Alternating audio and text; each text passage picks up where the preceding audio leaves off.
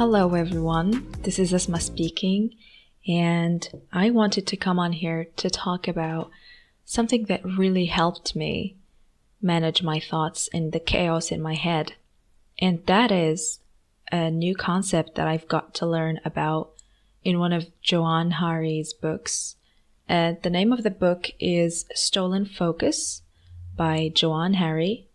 I highly recommend that you go and read through this book. It's absolutely amazing.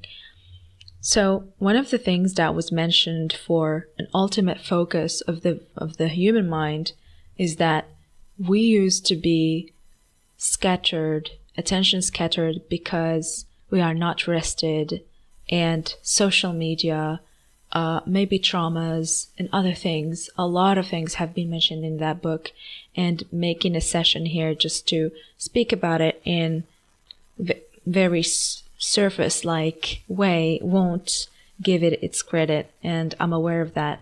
But today I wanted to just mention one idea that was mentioned in the book that was actually revolutionary for me. And when I first read about it, I thought to myself, this is genius. The findings of the research attached and the relationship between mind walks and cognitive performance were thoroughly amazing and matching my experience as well. Now, let me explain. If you don't know what a brain walk is, it's basically what it sounds like. It's an exercise, a movement, a stroll, or a wander of the mind. So you let your mind go on a walk. So you leave the house as you do, and you can go on a physical walk and let your mind wander. Do not try to control where it goes. Just watch it with equanimity where it goes. Let it regurgitate on whatever happened that day, whatever it wants to process. You just let it do its own thing. It's kind of random, right? And you can do this at the end of the day, after work, winding down. I think this is a great tool that we can use, because what it does is it allows your brain to walk, and to go on a walk is to detox it. It wanders. The mind will repeat scenarios that happened during the day, and this will create space for your brain to refresh the energy, to close and deal with unfinished business, with unfinished stories, process untackled feelings. Maybe something bothered you during the day. Individuals who go on regular brain walks tend to have more focus during their day and more resilience and higher cognitive function. This is all because they allowed the mental clutter to be processed, and their brains get the chance to solve problems during the walks. And I noticed that, honestly, whenever I went on a walk, my brain just goes on a walk itself, and it processes things.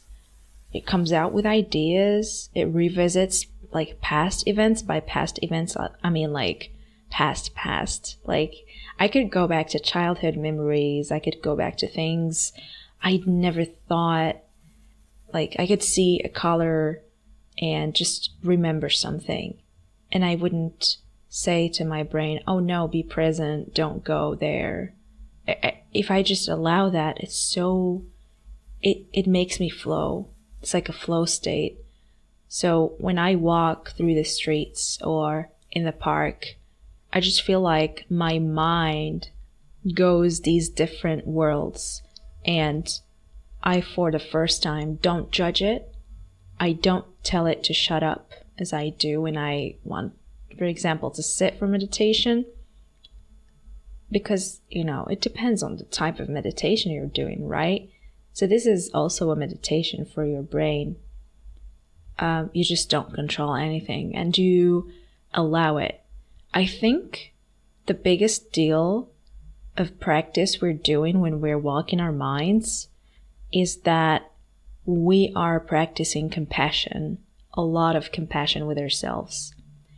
And the reason for that is because when you are walking, and your brain goes to these different spaces. It might go to a space that is not particularly a space where you want to linger for so long. It might go to the route of worrying. It might go to the route of catastrophizing or whatever. But that will only allow you to see a pattern and to notice where the brain goes. And, ultimately leads to self-mastery, where there I go. I certainly have an issue here. And I don't know why this type of pattern or this type of pattern in my ideas is repeating itself. So this is an opportunity for me to dig a little bit to see where that might arise from. And it helped me big time, really. And the thing about these walks is that they could even lead to solving problems. And I mean, when you go on a walk and you have a problem during your day or something, I usually go for a walk or like a run.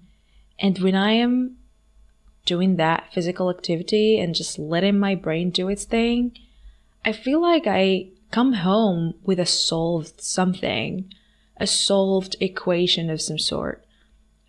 Also, like I heard that Einstein used to do this thing himself. He would stop whatever he was doing and he would go just away from the equations. And then when he would get back, it's like he had solved it.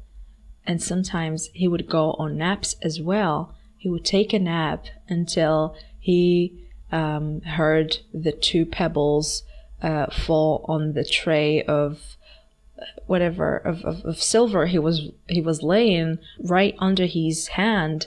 So whenever he started to drift a little bit, he would release the pebbles and then they would make noise and then he would wake up. And that's how he resolved so many issues, and his psyche just starts wiring information. And I think this type of walks as well wires informations in a different type of way. It's not like a nap where you rest your mind, but this is mostly like an exercise. It's like a chance for your mind to de-stress. You see, when you go for a run and you feel overwhelmed and you go for a run, your body is literally thriving. It's like putting that energy to another space, to exercising, to doing something, to holding you accountable and making you stronger, right?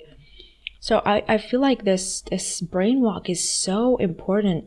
And what Johann Hari puts in his book, he says, I don't think our full conscious control of our thoughts is necessarily our most productive way of thinking.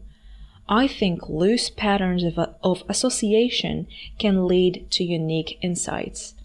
And the thing is, in these walks, you don't direct the thought pattern of your mind. It just does what it does, by default. So you get to, first of all, be an observer of what keeps repeating itself in your psyche. And that is a great potential in both negative and positive aspects.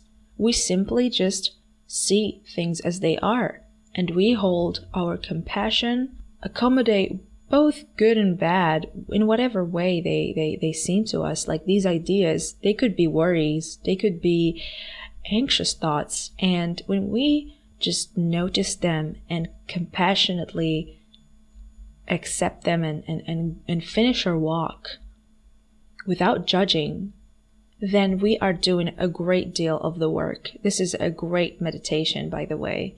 Just accepting whatever. It's like the best thing I was introduced to, and it changed my perspective as well, because I got this small, walk in which I can just listen to my mind. What thoughts is it telling me, and why? I don't have to figure out why right now. Now I'm in my walk, but maybe when I'm journaling the next morning or so, when I'm journaling, I could write about it, that I've noticed that these thoughts are just rewiring, and I don't know, maybe this is a topic that I should investigate in more, and that is self-mastery. When we allow that space for the mind to surely express itself, we are thus detoxing and processing, in other words, regurgitating all the thoughts that have been lingering in our psyche. So, what if we actually did this every day? What if we allowed for our chaos to be discovered in these walks, like a meditation with no rules? What if we accepted that complex randomness about ourselves? I think there's a great deal of work here, and I believe that we should give it all a try. I hope you've enjoyed this talk, and if anything, comment or tell me what your insight is about this. Thank you for listening.